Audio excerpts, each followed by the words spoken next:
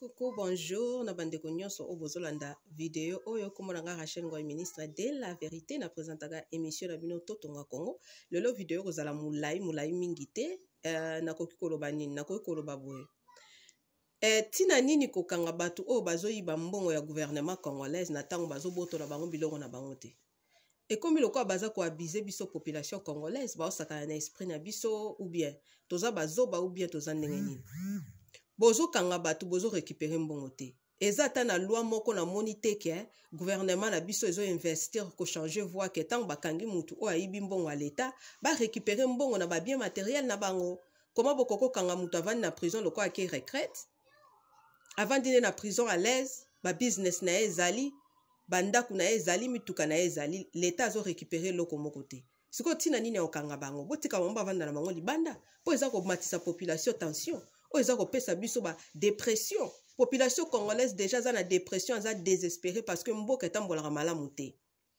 Mais chaque jour à la mukarana tongo ayoka kaka bayibaki 10 millions, bayibaki 50 millions. Tozali incapable ya ko aider population na biso, mais ba millions ezokende batu oyo ba business na bango ba mapangu na bango ba mituka na bango ba compte na bango e vimbi ba mbongo na kati. Mais mutu moko azobotola ba mbongo azate.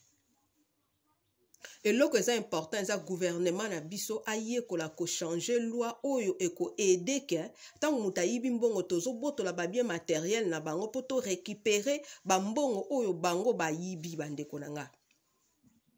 Mais tel niveau, ozomona ke on dirait ba yebaka déjà ke ba mi yibi baleka na mboka o ba créer loi ke ata mutu bakangi azo yiba mbongo ya gouvernement congolaise bako ko boto la ba bien matériel na été. Siko bozo kanga bango pourquoi? Bozo kota bango ba retraite. Ba continue bango ba retraite à 15 ans et 10 ans. Parce que ba botoli elo côté ba saisir même pas ba mbongo na compte na e, ba saisir même pas 2 mapango 3 mapango pour ba récupérer mbongo à l'état. Et ça la makabongo tango kangi muto azamu yibi yibi mbongo à l'état. L'état ko sa l'effort et ko sa la effort ya ko récupérer mbongo na e.